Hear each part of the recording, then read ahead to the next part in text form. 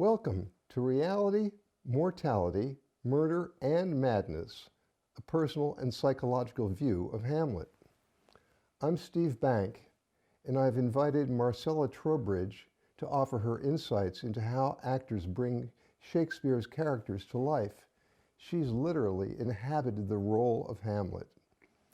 Now, first, I want to offer you some ideas about enjoying this remarkable play. The COVID pandemic has closed every theater in America, so you aren't going to see a live production right now. Well, that would be ideal.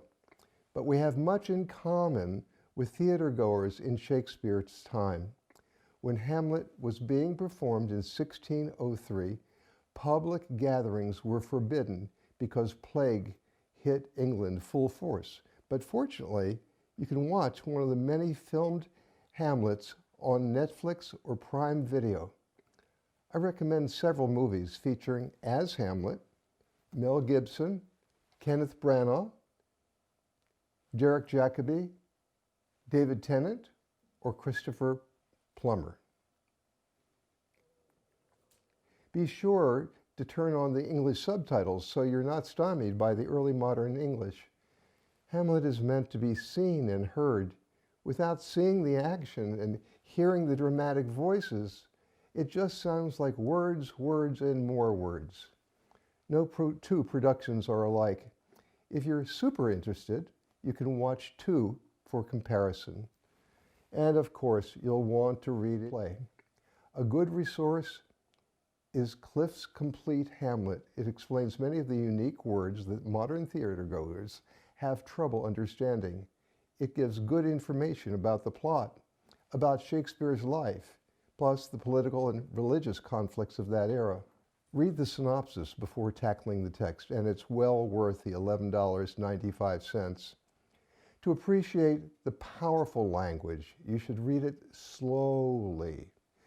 The words are magical, but when spoken, they go flying by like hummingbirds, beautiful, but gone before you can appreciate their beauty. I've read this play dozens of times, seen many performances, and yet I still discover phrases that take on new meanings. Some people admire Shakespeare but won't go to performances because they find it too confusing. I have two friends. One is a talented mathematician. He loves opera, classical music, and goes to serious theater. He tells me, Shakespeare goes right over my head. My other friend has published dozens of short stories in prestigious literary magazines. He tells me flat out, I hate Shakespeare. Well, they're not alone. Leo Tolstoy railed against the false glorification of Shakespeare. Tolstoy found his language exaggerated. He viewed Shakespeare's plays as cultural vaccinations administered without consent. To those of you who suffer from a touch of bardophobia, I say chill, relax. Don't try to understand every word. You don't need a PhD in English Lit to enjoy Hamlet. The powerful story will carry you along. So let me tell you a bit about who I am and who I'm not. I am not a literary scholar. I'm not an English professor. But for 50 years, I've been a clinical psychologist in private practice. I've done intensive therapy with children, young adults, and their parents, individual adults, and entire families. This work is a great privilege. It's given me an opportunity to understand how people really feel. It's provided an intimate acquaintance with their darkest moments. Psychotherapy helps people to shed their masks and illusions. It helps people unload their most tightly held fears and secrets. And when it succeeds, people can live more authentically. They can summon the courage to make difficult choices. Psychotherapy asks difficult questions, and here is where Hamlet comes in. Hamlet asks some of the same difficult questions. What is the meaning of my life? Who am I? Am I being honest with myself? Am I being honest with other people? What's real? What's fake? Why am I living in fear? Human beings are complicated, and we're sometimes ruled by forces we can't understand. I believe that Shakespeare's Hamlet is equal to the task of fathoming the complex motives and doubts and passions of its characters, and by transposition to our own lives. This play, like no other, gives us a vivid glimpse of the inner lives of its characters and the nasty nuances of family relationships. I wish I'd studied Hamlet in graduate school. It should be part of every psychotherapist's education. Now, my purpose today is not to put Hamlet on the proverbial analyst's couch, but to use Hamlet as a window into understanding ourselves. When students ask, "What does Hamlet have to do with me?" my reply is always, Hamlet has everything to do with you. It's as personal as you will allow it to be. The title of this presentation is A Personal and Psychological Approach. First, the personal. I'd like to share with you an emotionally charged encounter from my work as a therapist. I was 60 years old. This incident propelled me into a 15-year-long immersion in Hamlet. A 15-year-old boy, the son of a minister, was referred to me after his father died. In the boy's presence, after the very first argument they had ever had, the boy idolized his father. They adored one another. But on this one day, the father, whose disposition was generally sunny, was in a bad mood. He screamed at his son about being too lazy to move a piece of furniture. The boy blew up and told his father, "You can go straight to hell." Well, minutes later, the father fell to the floor and died in front of his son with a heart attack. The young man was numb with inexpressible grief, unable to deal with the tangled emotions that occur when an event like this happens. His hero had vanished in an instant. Unfortunately, my best therapeutic efforts failed to unfreeze him. "Do you believe you killed your dad with your anger?" "No, he would have died anyway." "Are you upset that he was mad at you?" "So what? Feeling guilty can't bring him back." "Do you feel guilty about telling him off?" "I have no idea. Anyway, he's dead. Let's move on." Everything was still choked within, so we talked about superficial things like baseball and girls and school. He was the master of emotional evasion. His mother felt at least there was a man in his life, and that was me, but that was not the outcome I was hoping for. In our final meeting, he proudly rolled up his sleeve to display a tattoo he had paid with his own money. On his arm was imprinted a blood-stained gravestone with the father's initials and dates of birth and death. Hovering above were the words, "Rest in peace." On the way out, he asked me, "Have you ever seen Hamlet?" I nodded, yes. His face lit up. It was the first time I'd ever seen him smile. "Dr. Bank, you've got to see the movie. Mel Gibson plays Hamlet. It's the coolest story." Well, sadly, we never got to unpack his grief, but I've always wondered if Hamlet's grief for his father had helped this young man feel less alone. At that point, I ordered a copy of the Gibson DVD, and I got hooked on Hamlet. So let's go inside the play now and discuss some of the basic ideas. First, Hamlet is all about uncertainty. Uncertainty, that's a word we're using a lot today. Uncertainty makes us feel uncomfortable. Uncertainty breeds suspicion and mistrust, and there's plenty of suspicion and mistrust in Hamlet. Take this example from the final act. Hamlet is speaking to his friend Horatio. Horatio warns him, "Hamlet, you don't have a chance to win the sword fight with Laertes. The dice are loaded." Hamlet answers, "We defy augury." Augury, by the way, was the Roman custom of disemboweling an animal to see which way the entrails would fall, and a priest would use this to forecast the future. "We defy augury." There's a special providence in the fall of a sparrow. If it be now, 'tis not to come. If it be not to come, it will be now. If it be not now, yet it will come. The readiness is all. I'll read it again. There's a special providence in the fall of a sparrow. If it be now, 'tis not to come. If it be not to come, it will be now. If not now, yet it will come. The readiness is all. Now, what does Hamlet mean by this cloudy statement? If it be not now, yet it will come? Is he referring to dying? Or is this a release from the Center for Disease Control? The readiness is all? Readiness for what? I read this statement during the pandemic, a time when we're all living under a dark cloud of uncertainty. When will we have a vaccine? We have no idea about when we can see our children or our parents or our grandparents. Most of us don't know if we'll even have a job.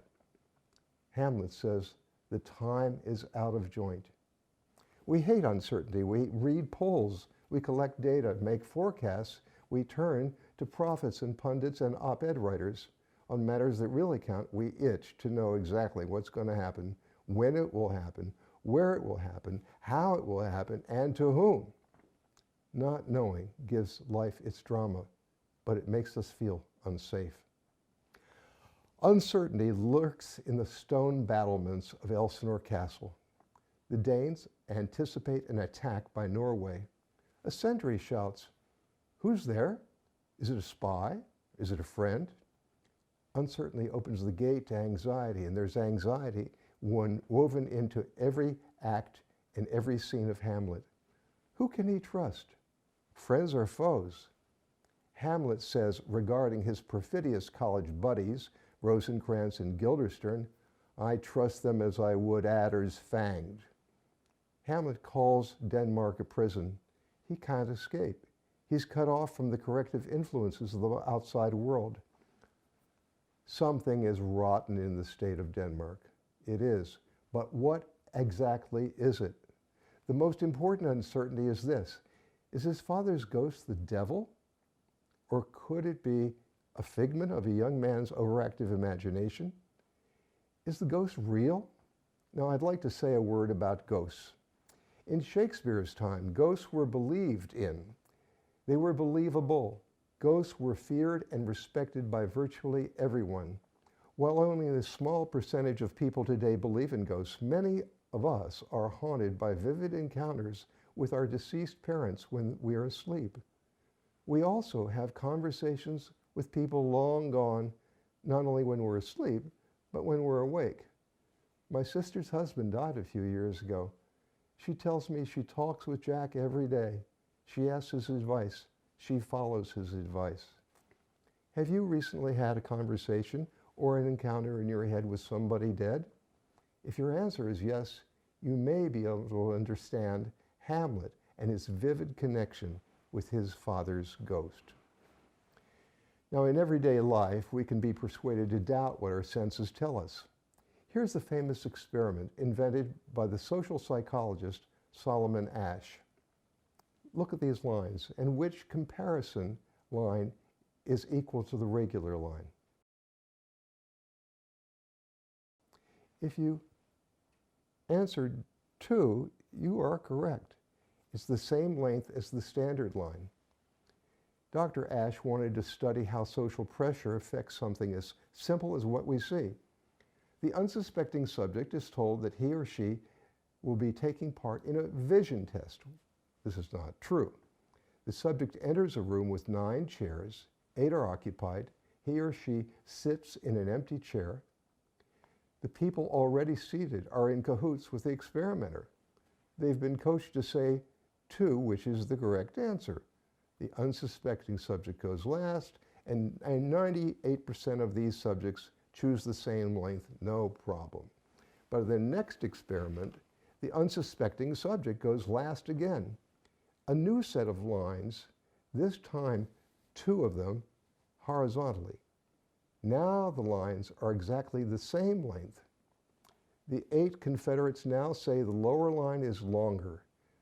35% of the subjects in experiment after experiment that's been replicated hundreds of times will say the lower line is longer. They go along with the lie. They conform. Now, in the third experiment, if only one Confederate judge's one line is longer, the chance of making a wrong judgment falls dramatically below 10%. If you have only one ally, you can stick to what your eyes and ears tell you. Hamlet has one ally, Horatio, and he validates Hamlet's feelings, so Hamlet can stick to his guns no matter how much his family manipulates him. Do you remember the movie called Gaslight? It featured Ingrid Bergman as the bewildered wife trapped in a marriage to a man, Charles Boyer, who tries to drive her insane by secretly raising or lowering the lights, which are fueled by gas. When she complains, he tells her she's crazy. What pulls her back from the brink of insanity is Inspector Joseph Cotton, who proves to her that someone has been tampering with a gas nozzle. She reclaims her sanity, and her husband is arrested. So much for conformity. Let's go to the first act to look at conformity. Hamlet's stepfather, Claudius, and his mother, Gertrude, want him to submerge his grief, to forget his father's death. In other words, grow up, suck it up, get on with living. It's a perfect example of a family pressuring a young person to conform, to deny the reality of feelings. His mother chimes in a saccharine tone of voice, "Good Hamlet, cast thy nighted color off, and let thine eye look like a friend on Denmark. Do not forever with thy veiled lids seek for thy noble father in the dust. Thou know'st 'tis common, all that live must die." Look like a friend on Denmark? What's the subtext? Subtext, you are an enemy of the state if you persist in grieving. But Hamlet possesses a laser-like focus on the emotional truth. He replies cynically, "Aye, madam, it is common." His mother relentlessly pursues him. If it be common, why seems it so particular with thee? He knows the difference between inner reality and outward appearance. To borrow a phrase from the social psychologist Carl Scheibe, this Danish court is a culture of masks, mirrors, lies, and secrets. Hamlet replies, "'Tis not my inky cloak, good mother, nor customary suits of solemn black, nor windy suspiration of forced breath, nor the fruitful river in the eye, nor the dejected behavior of the visage that can denote me truly. These indeed seem, for they are the actions that a man might play. But I have that within which passeth show. These are the trappings and the suits of woe." Now listen while lies, half-truths, denial, and insincerity gulf young Hamlet. We're at the great hall of Elsinore Castle. Assembled are the courtiers, lackeys, and the political elite. Hamlet will be put on the spot if he disagrees. It's a public event.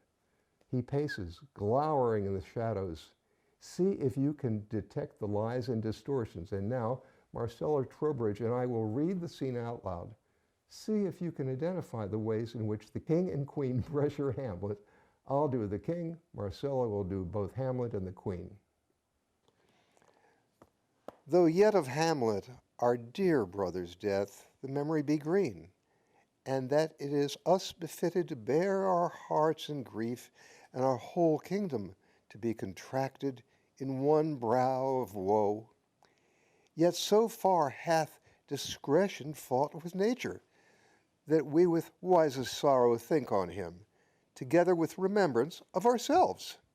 Therefore, our sometime sister, now our queen, the imperial jointress to this warlike state, have we, as 'twere, with a defeated joy, with one auspicious and one dropping eye, with mirth in funeral and dirge in marriage, in equal scale weighing delight and dole, taken to wife. Nor have we herein barred your better wisdoms, which have freely gone with this affair along, for all our thanks. But now, my cousin, Hamlet and my son." A little more than kin and less than kind. How is it that the clouds still hang on you? Not so much, my lord, but I am too much i' the sun. Good Hamlet, cast thy nighted colour off, and let thine eye look like a friend on Denmark. Do not forever with thy veiled lids seek for thy noble father in the dust. Thou know'st 'tis common, all that lives must die, passing through nature to eternity. Aye, madam, it is common. If it be, why seems it so particular with thee? Seems?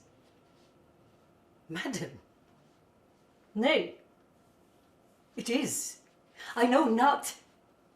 Seems, 'tis not alone my inky cloak, good mother, nor customary suits of solemn black, no windy suspiration of forced breath.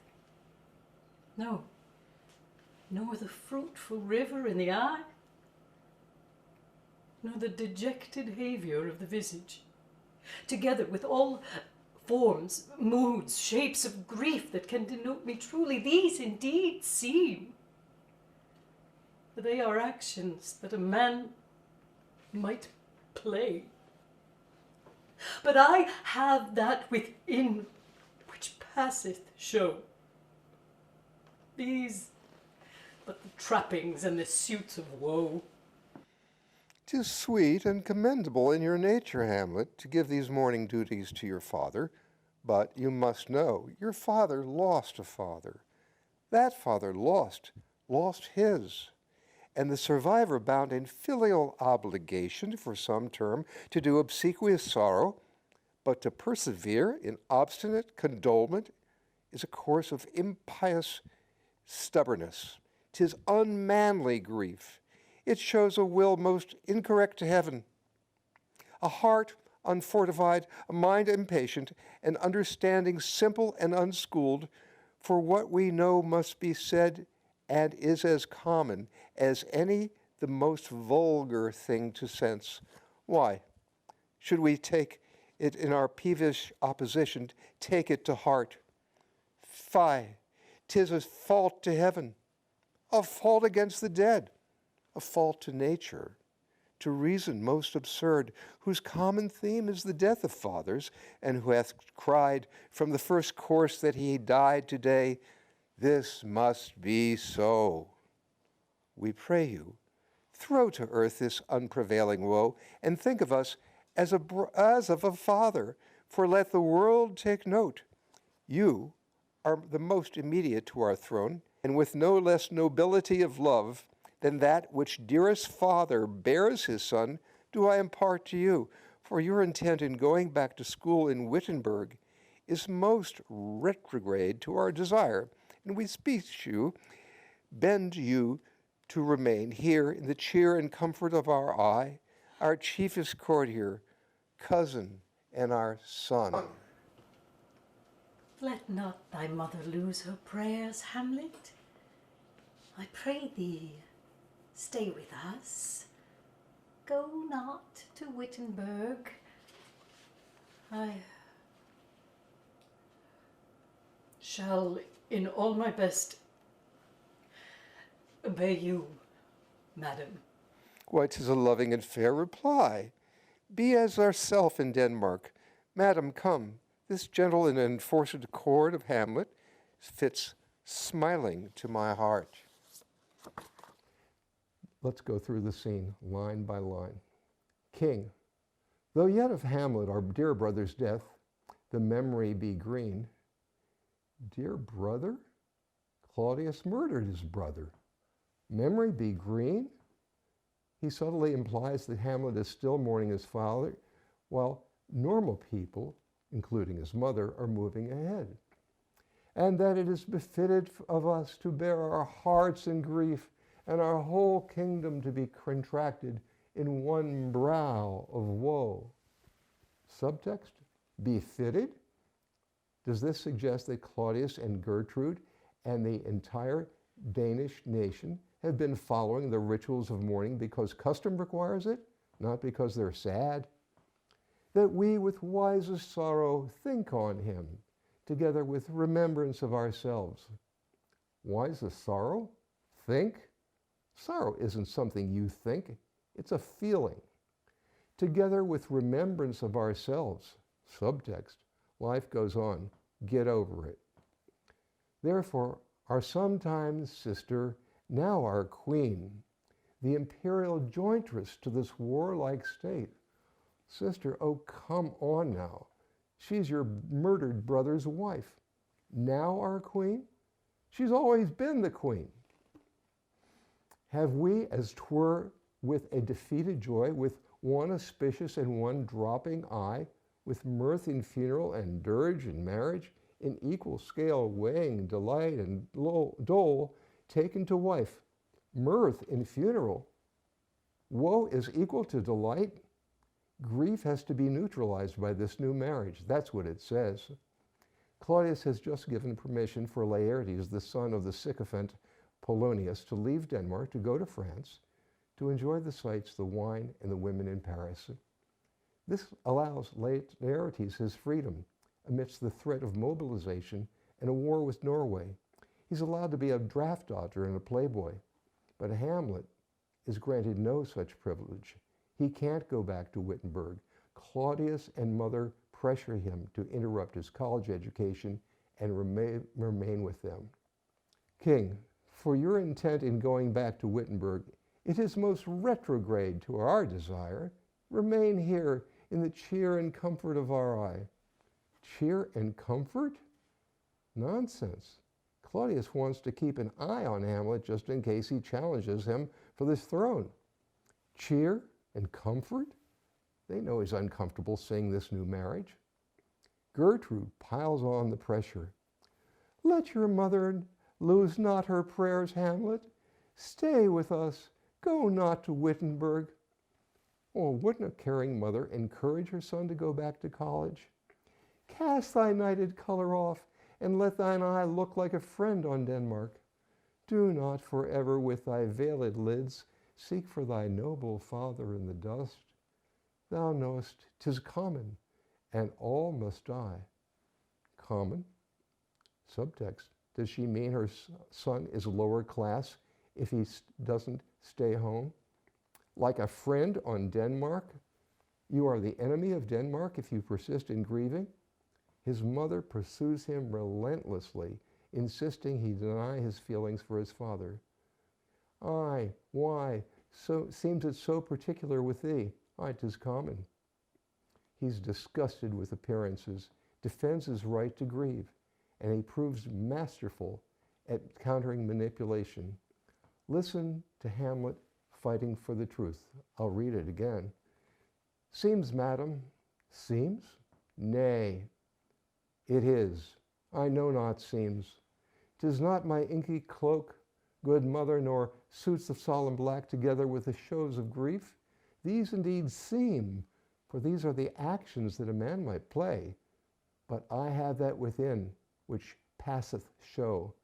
These but the trappings and the suits of woe.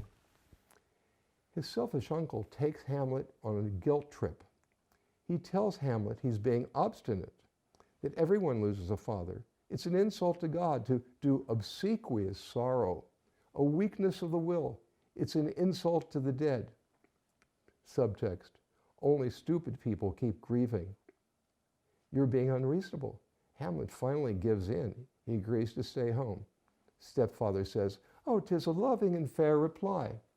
Well, it is not a fair reply, and it is not loving. It's an angry young man being shamed and manipulated by his family. This parental attempt to nullify an adult child's feelings strongly appeals to my experiences as a family therapist. I've met countless young people whose parents shame and blame them for what they feel. It's a form of brainwashing. The effects of this are to enrage the young person, to cut away his self-confidence, or to produce depression, hopelessness, rage, or rebellion. Many people don't have Hamlet's strength of character or his ability to resist powerful parents. So who is the real Hamlet? Is he crazy? Is he what they used to call mad? Mark Van Doren, a scholar at Columbia many years ago, wrote, "He has been called the best of men and the worst of men. One judgment is just as good as the other. Scarcely anything can be said that will be untrue of this brilliant, abounding young man."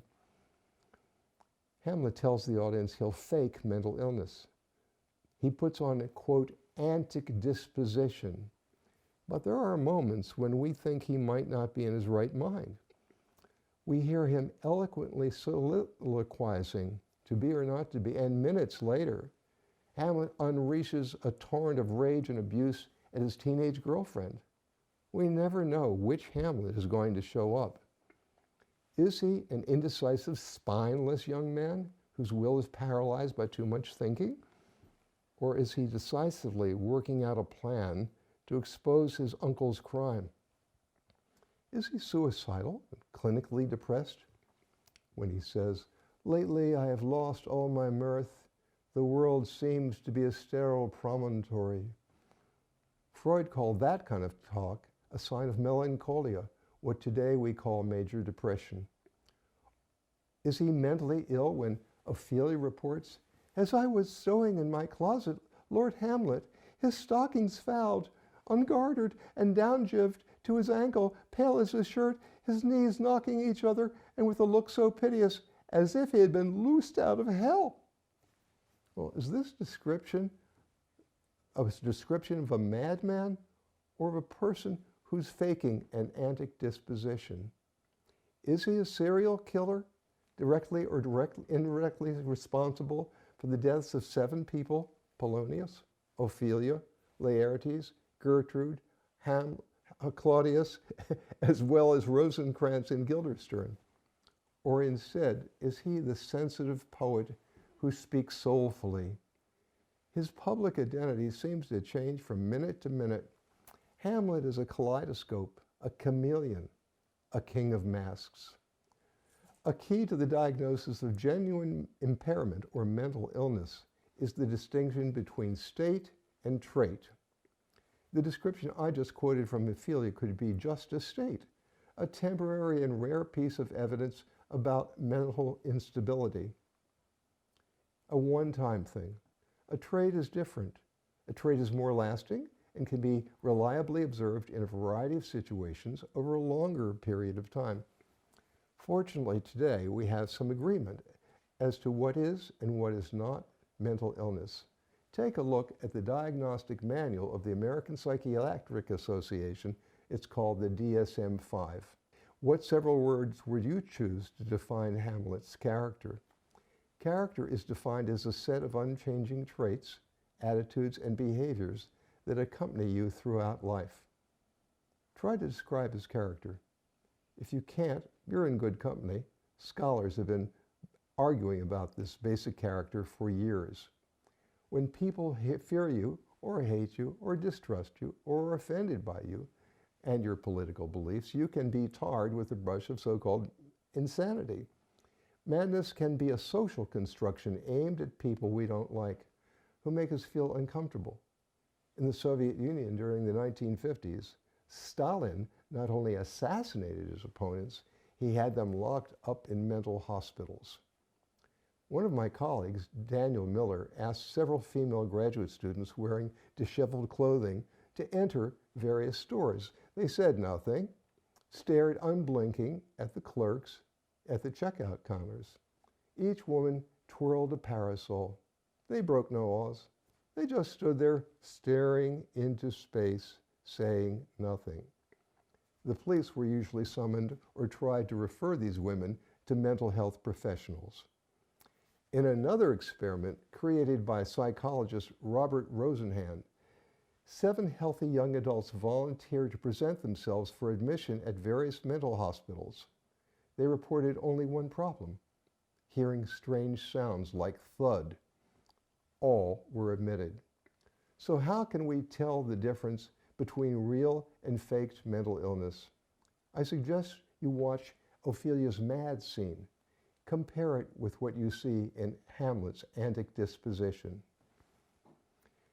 Now let's move on to mortality, to be or not to be.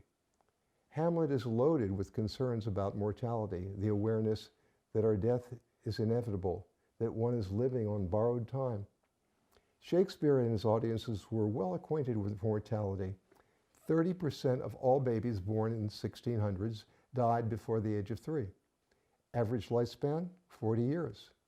There were so many ways your life could get short. Sanitation was poor. Typhoid, typhus, cholera, diphtheria, smallpox, tuberculosis, and pneumonia were rampant. No immunizations, no antibiotics. Shakespeare's audiences feared the plague, a painful, disfiguring disease transmitted to humans by fleas and rats. It killed most of its victims.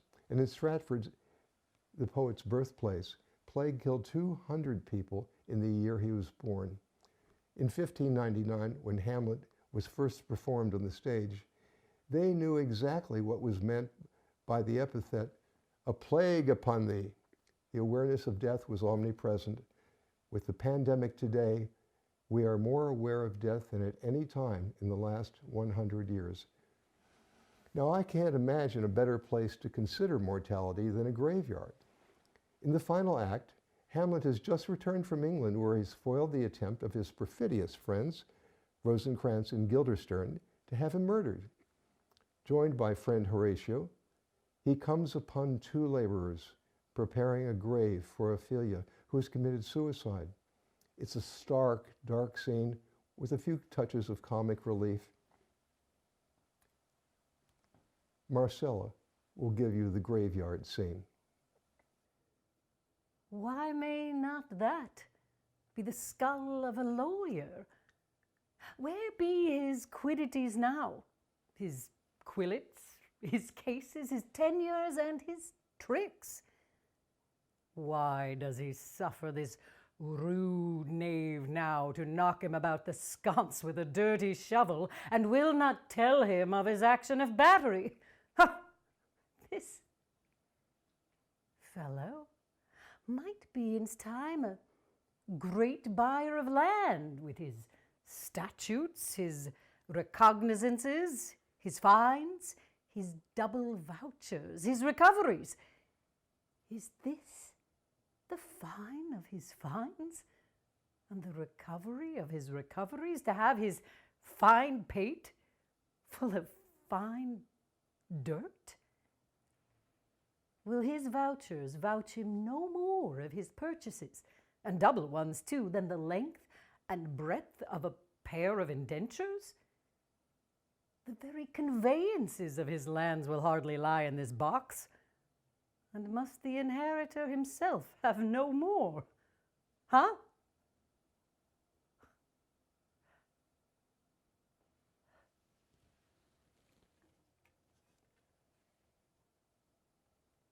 Alas,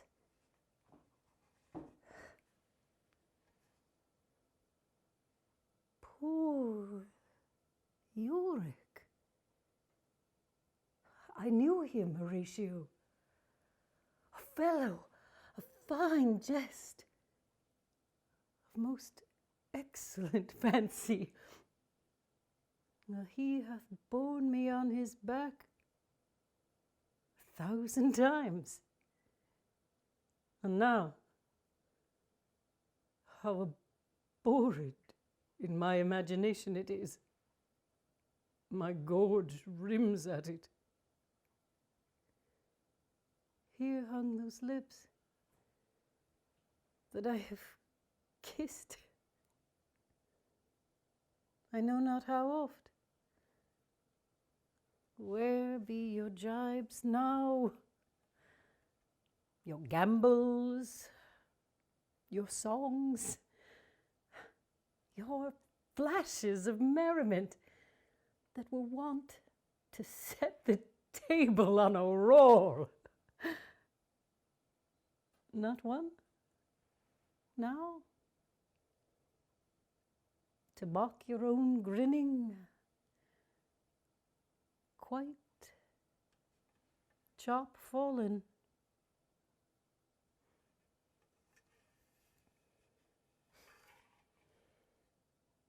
To what base uses may we return, Horatio? Why may not imagination trace the noble dust of Alexander till he find it stopping a bunghole? Alexander died. Alexander was buried. Alexander returneth into dust. The dust is earth. Of earth we make loam. And why of that loam, whereto he was converted, might they not stop a beer barrel? Imperious Caesar, dead and turned to clay, might stop a hole to keep the wind away. Oh, that the earth, which kept the world in awe, should patch a wall to expel the winter's flaw. But soft aside. Here comes the king. So, you live, you die, you rot, you get recycled. Period. End of report. Shakespeare uses vivid, gruesome words as if to push the reality of death right in your face. Let's take another example. Hamlet has just killed Polonius in his mom's bedroom. He drags the body to a hidden room. Hamlet taunts the king. King, now Hamlet, where's Polonius? Hamlet, at supper. King, at supper, where? Hamlet, not where he eats, but where he is eaten. A certain convocation of politic worms are at him. Your worm is your only emperor for diet. We fat all creatures else to fat us, and we fat ourselves for maggots. King, where is Polonius? Hamlet, indeed, if you find him not within this month, you shall nose him as you go up the stairs into the lobby. The ultimate statement about mortality comes to us via Hamlet's famous soliloquy, to be or not to be. It is one of his 7 soliloquies. You can read them with commentary on how great actors have performed them. I recommend the book Modern Hamlets and Their Soliloquies.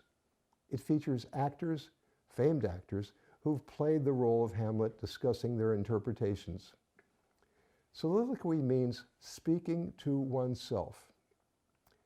To be or not to be is the most famous question in the entire English language. We all have private conversations with ourselves. Shakespeare uses the soliloquy to let us in on his character's secret thoughts.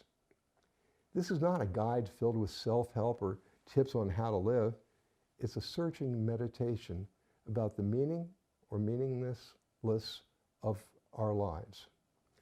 Some scholars credit Shakespeare with being the father of existentialism.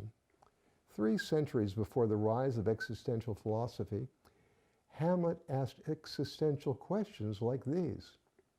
Why not commit suicide? What's the meaning of my life? Is it worth it to struggle in a cruel, uncaring world? This is the core of existentialism. You are free to determine your fate. It's up to you, the individual. No excuses, no intelligent design, no God, no Savior. The existentialist Albert Camus said that we live beneath the benign indifference of the stars. And for the existentialist, the worst thing is to be a passive bystander, to fail to act against evil. Hamlet roundly condemns himself for failing to take action against his bad uncle. Oh, what a rogue and peasant slave am I! I, a dull and multi-mettled rascal, pregnant of my cause, can say nothing. No, not for a king upon whose life a damned defeat was made. I am pigeon-livered and lack gall. For the existentialist and Hamlet, passivity in the face of evil is not acceptable. Stated differently, if you're not part of the solution, you're part of the problem. This is powerful poetry. It's dense and intense. Scholars and philosophers have been fighting about its meaning for centuries. Read it slowly. Read it aloud. See if you can discover a few phrases that connect with your own personal experience. Let's watch Marcella Trowbridge, who has performed Hamlet in the title role. To be or not to be? That is the question. Whether 'tis nobler in the mind to suffer the slings and arrows of outrageous fortune, or to take arms against a sea of trouble and by opposing end them, to die, to sleep no more, and by sleep to say we end the heartache and the 1,000 natural shocks that flesh is heir to. 'Tis a consummation devoutly to be wished. To die, to sleep,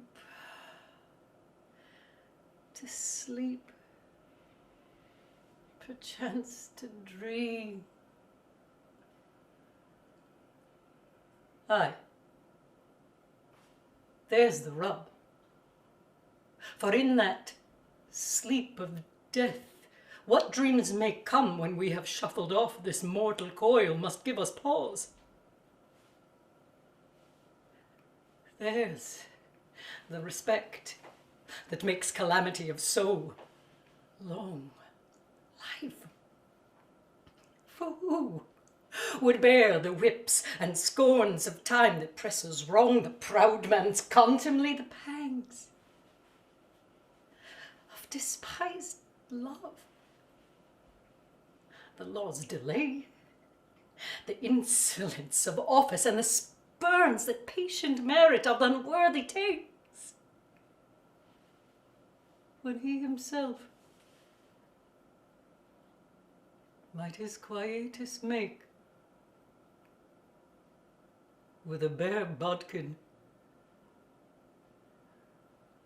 Who would fardels bear to grunt and sweat under a weary life, but that the threat of something after death, the undiscovered country from whose bourne no traveller returns, puzzles the will and makes us rather bear those ills we have than fly to others that we know not of. Thus conscience does make cowards of us all, and thus the native hue of resolution is sicklied o'er with the pale cast of thought, and enterprises of great pith and moment in this regard, their currents turn awry and lose the name of action. Hamlet's soliloquy affects different listeners in different ways at different stages of their lives. I've seen it performed by a very thoughtful 13-year-old. He and his classmates did an abridged version of the play. They understood it. Of course they understood it. They'd seen The Lion King. The class I remember most vividly took place at an assisted living facility. There were 12 students, ages, let's say, 70 to 85. These people had experienced full lives. Many had lost spouses. Some had been married twice. A few had even outlived their own children. Others had recovered from strokes or heart attacks or were fighting cancer. They experienced personal triumphs and failures and regrets.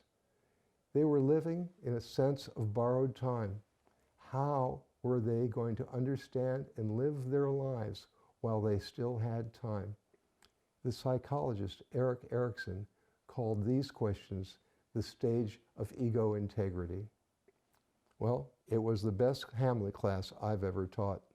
I couldn't shut them up. They stayed after class. They wanted more. And having been bruised by life, old people's understanding of Hamlet is different than it is with 18-year-olds.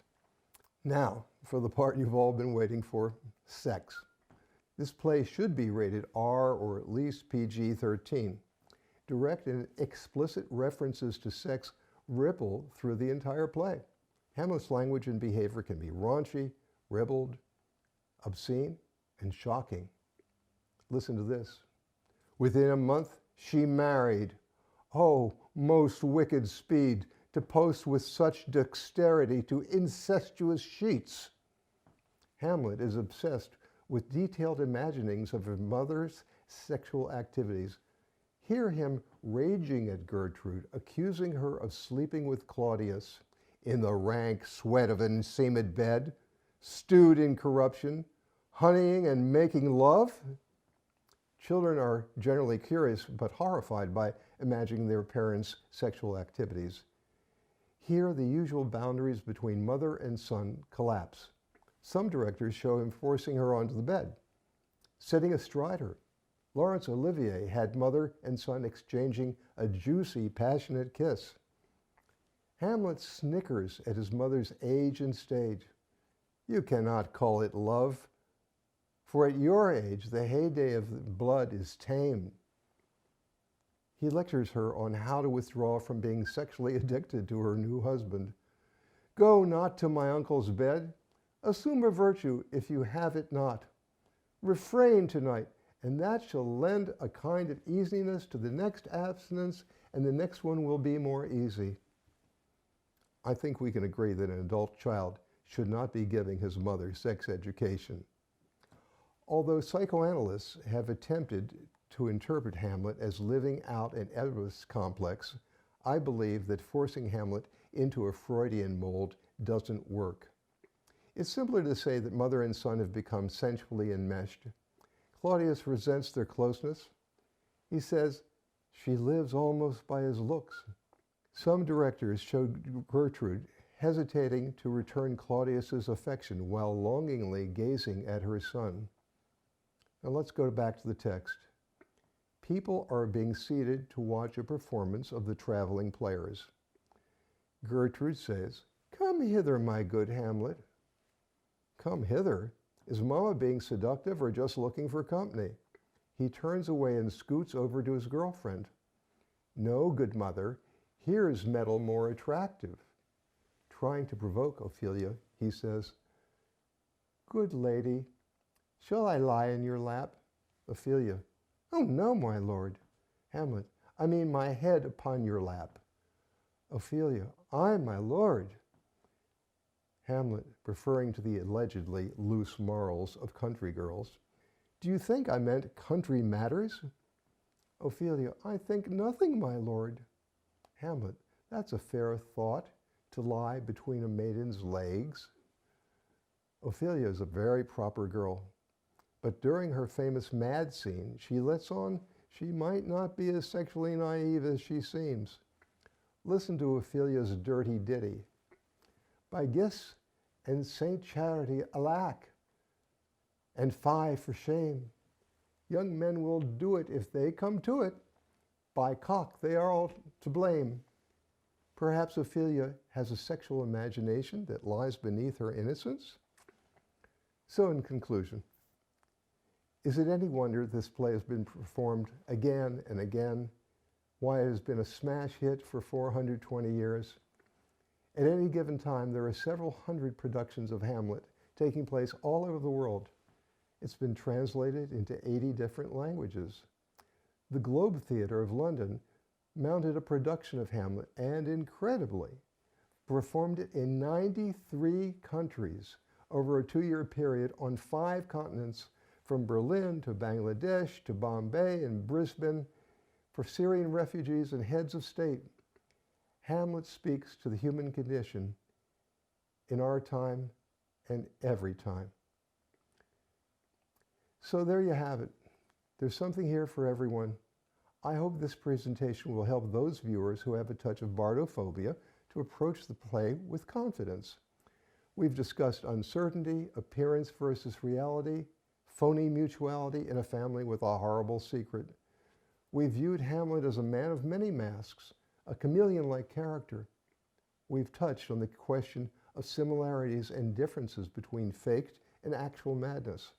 We considered how madness and mental illness can be created by social norms. We discussed the famous Ash conformity experiment, which demonstrated that what we see and what we believe can be warped by social pressure. We've considered the omnipresence of mortality in Hamlet, in England, and in our own pandemic-ridden time. We tried to unpack the many meanings of the soliloquy and its connection to existentialism. Finally, we showed how sexuality ripples through Hamlet's relationship with his mother. I hope this discussion has enhanced your enjoyment of this remarkable play. Approaching Hamlet from a psychological and personal perspective may give you a new opportunity to appreciate this masterpiece and to see its relevance to the dramas of everyday life. Thank you.